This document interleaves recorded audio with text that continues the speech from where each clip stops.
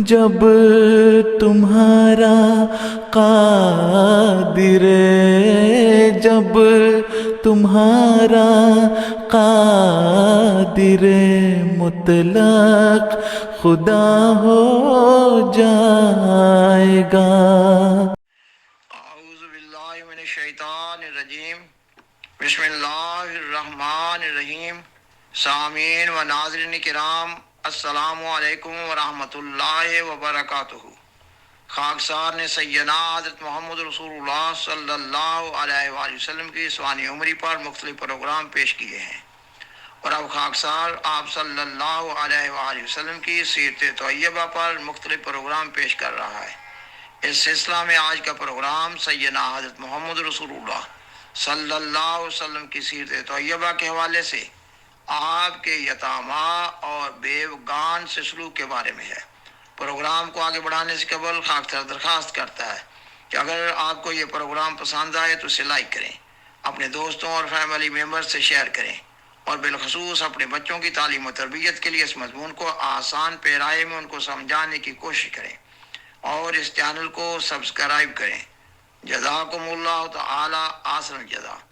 سامعین و ناظرین کرام، آج کا پروگرام سیدنا حضرت محمد رسول اللہ صلی اللہ علیہ وآلہ وسلم کی سیرت طیبہ کے حوالے سے آپ کے یتامیٰ اور بیوگان سے سلوک کے بارے میں ہے۔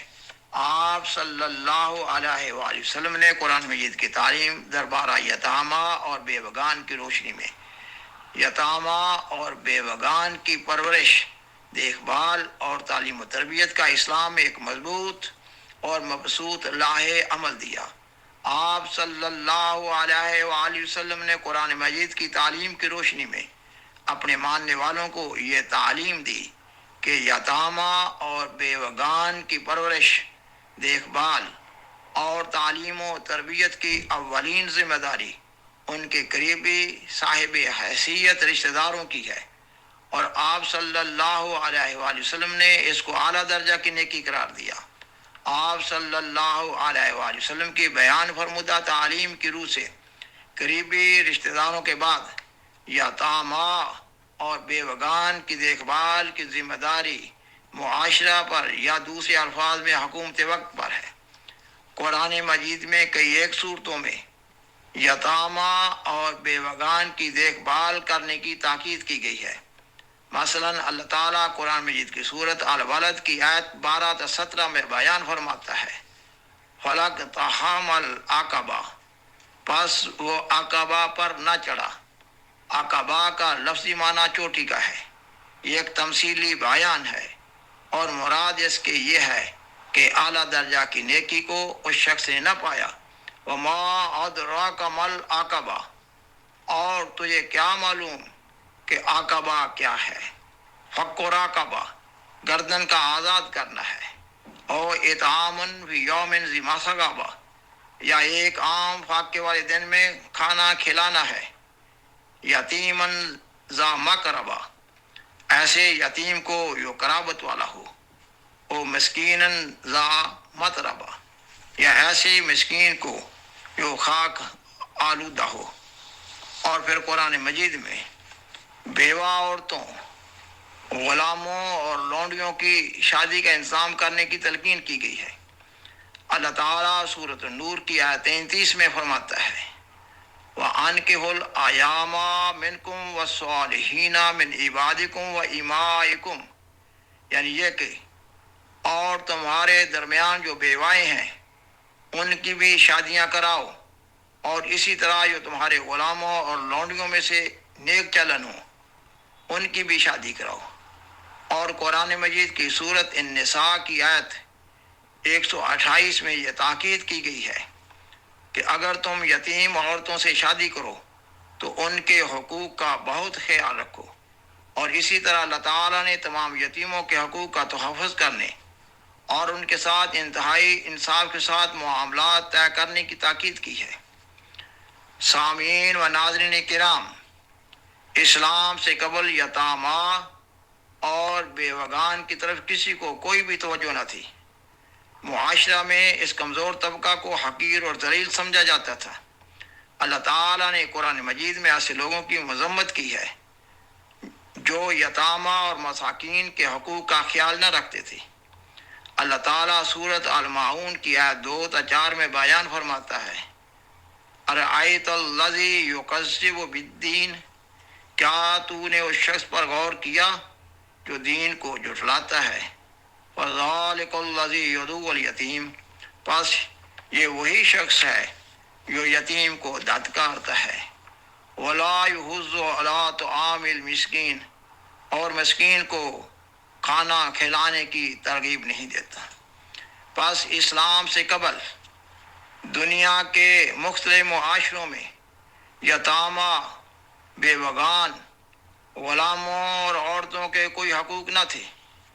مثلا عرب معاشرہ میں عورتوں بالخصوص بیوگان کو ورثہ کے طور پر تقسیم کر دیا جاتا تھا۔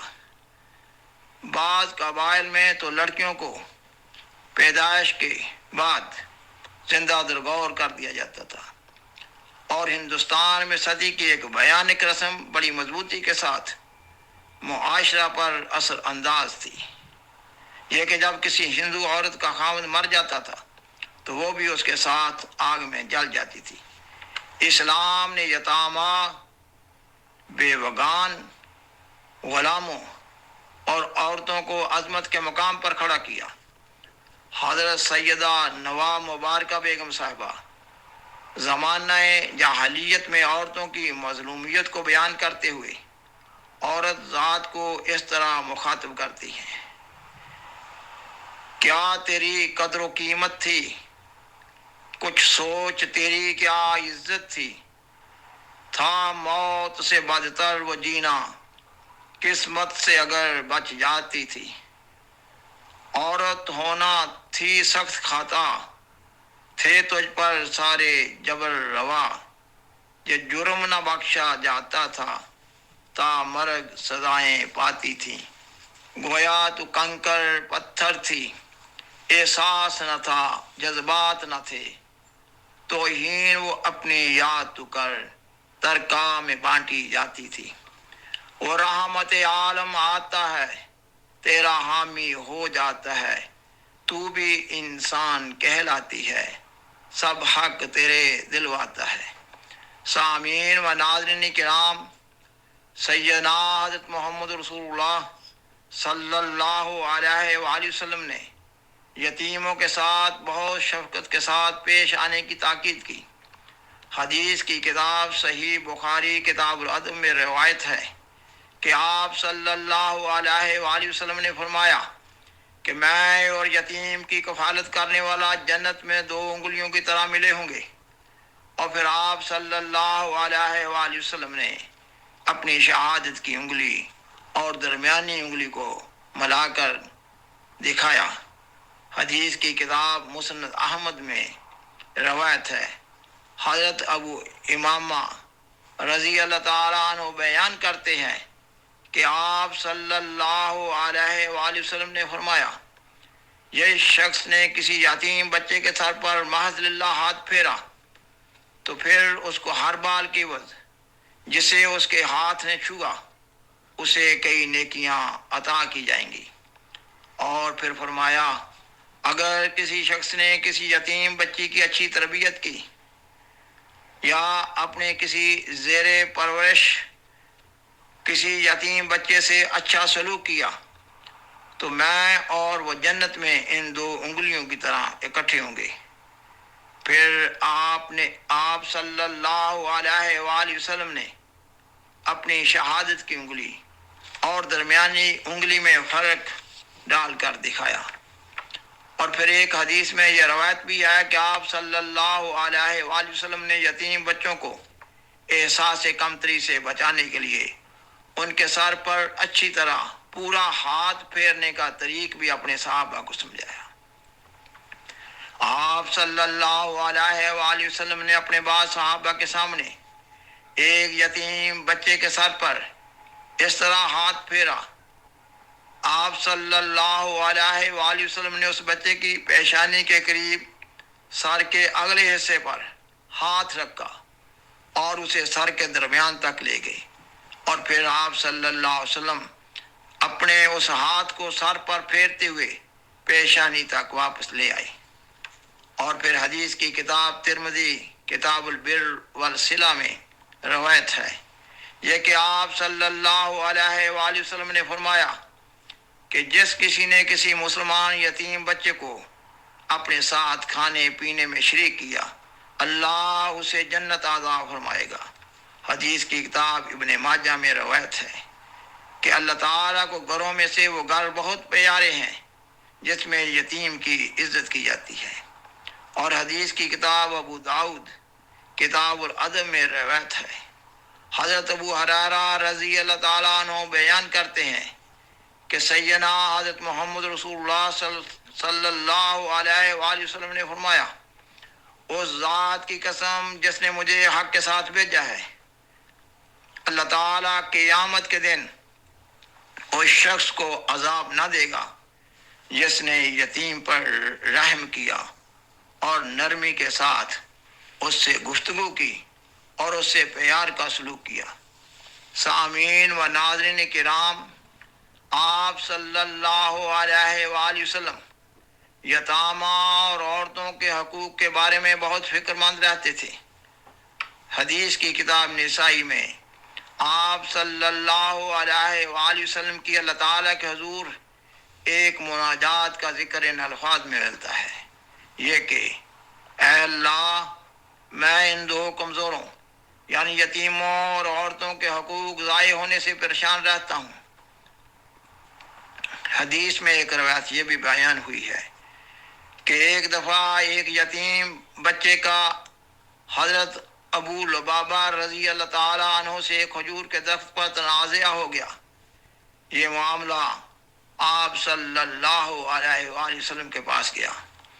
آپ صلی اللہ علیہ وآلہ وسلم نے حقائق کو مد نظر رکھتے ہوئے ابو لبابہ کے حق میں فیصلہ فرما دیا۔ وہ یتیم بچہ رونے لگا۔ آپ صلی اللہ علیہ وآلہ وسلم نے ابو لبابہ سے کہا کہ بے شک درخت آپ کا ہے، لیکن اگر آپ اس یتیم بچے کی حالت کے پیش نظر اس کو دے دیں گے تو اللہ تعالیٰ آپ کو اس کے بدلہ میں جنت میں درخت عطا فرمائے گا۔ مگر ابو لبابہ نے یہ پیشکش قبول نہ کی۔ ایک اور صحابی حضرت ثابت رضی اللہ تعالیٰ عنہ کو ان حالات کا علم ہوا تو انہوں نے ابو لبابہ سے پیشکش کی کہ کیا تم میرے باغ کی عوض مجھے یہ درخت دے سکتے ہو؟ اور پھر ابو لبابہ مان گئے۔ اس پر حضرت ثابت آپ صلی اللہ علیہ وسلم کی خدمت میں حاضر ہوئے اور عرض کی یا رسول اللہ، کھجور کا وہ درخت جس کے بارے میں آپ نے چاہا ہے کہ اس یتیم بچے کو مل جائے، اگر میں وہ درخت لے کر پیش کر دوں کیا مجھے بھی اس کی عوض جنت میں درخت ملے گا؟ آپ صلی اللہ علیہ وآلہ وسلم نے فرمایا کہ ہاں، آپ کو بھی اس کی عوض جنت میں درخت ملے گا۔ اور پھر حضرت ثابت نے اپنا باغ دے کر اس یتیم بچے کو وہ کھجور کا درخت لے دیا۔ سامعین و ناظرین کرام، اس مضمون کے آخری حصہ میں اب کچھ بیوگان کے بارے میں بیان کیا جا رہا ہے۔ اس مضمون میں خاکسار نے سورہ نور کی آیت 33 کا ایک حصہ بیان کیا ہے، یہ کہ اللہ تعالیٰ فرماتا ہے کہ تمہارے درمیان جو بیوائیں ہیں ان کی شادیوں کا انتظام کیا کرو۔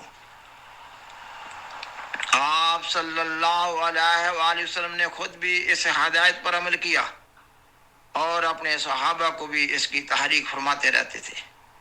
نبوت سے قبل بھی آپ صلی اللہ علیہ وآلہ وسلم نے حضرت خدیجہ رضی اللہ تعالی عنہا سے شادی کی جو بیوہ تھی، اور پھر جب اللہ تعالیٰ نے آپ کو نبوت کے عالی شان مقام سے نوازا تو آپ نے کئی دیگر مصلحتوں کے علاوہ جو نکاح کی اس میں یہ مد نظر ہوتا تھا کہ آپ بیوگان کو سہارا دینا چاہتے تھے۔ آپ صلی اللہ علیہ وآلہ وسلم نے 9 خواتین سے ان کے بیوہ ہونے کی حالت میں نکاح کیا۔ حضرت زینب رضی اللہ تعالی عنہا کے شوہر غزوہ بدر میں شہید ہو گئے تھے۔ آپ نے حضرت زینب رضی اللہ تعالی عنہا سے نکاح کیا اور ان کو سہارا دیا۔ غزوہ احد میں حضرت ام سلمہ رضی اللہ تعالی عنہا کے شوہر زخمی ہوئے اور بعد میں وہ شہید ہو گئے، تو آپ صلی اللہ علیہ وآلہ وسلم نے ان سے نکاح کر کے ان کو اپنی کفالت میں لے لیا۔ حضرت عمر رضی اللہ تعالی عنہ کی صاحبزادی حضرت حفصہ رضی اللہ تعالی عنہا کے شوہر بھی غزوہ احد میں زخمی ہوئے اور پھر بعد میں شہید ہو گئے۔ آپ صلی اللہ علیہ وآلہ وسلم نے حضرت عمر رضی اللہ تعالی عنہ کی پریشانی دور کرنے کے لیے حضرت حفصہ رضی اللہ تعالی عنہا سے نکاح کیا۔ حضرت سودا رضی اللہ تعالی عنہا کے شوہر ہجرت حبشہ کے دوران وفات پا گئے تھے۔ اسی طرح حضرت ام حبیبہ رضی اللہ تعالی عنہا کے شوہر بھی ہجرت حبشہ کے دوران وفات پا گئے تھے۔ آپ نے ان دونوں کو سہارا دینے کے لیے ان سے نکاح کیے۔ حضرت میمونہ رضی اللہ تعالی عنہا حضرت عباس رضی اللہ تعالی عنہ کی نسبتی بہن تھی اور ایک لمبے عرصہ سے بیوہ ہونے کی حیثیت میں زندگی گزار رہی تھی۔ مکہ میں رہائش پذیر تھی۔ فتح مکہ کے بعد حضرت عباس رضی اللہ تعالی عنہ نے آپ صلی اللہ علیہ وآلہ وسلم کو تحریک کی کہ آپ ان سے نکاح کر لیں۔ آپ نے اس پیشکش کو قبول فرما لیا اور اسی طرح حضرت جویریہ رضی اللہ تعالی عنہا کے شوہر غزوہ بنو مستلق میں شہید ہو گئے تھے۔ آپ نے ان سے نکاح کر کے ان کو اپنی کفالت میں لیا۔ اور حضرت صفیہ رضی اللہ تعالی عنہا ایک یہودی رئیس کی بیٹی تھی۔ ان کے شوہر غزوہ خیبر میں حالت کفر میں مارے گئے تھے۔ آپ صلی اللہ علیہ وآلہ وسلم نے ان سے نکاح کر کے ان کی دلجوئی کی۔ آپ صلی اللہ علیہ وآلہ وسلم ان امہات المومنین کے ساتھ آنے والی اور زیر کفالت اولادوں کی ضرورتوں کا بہت خیال رکھتے تھے۔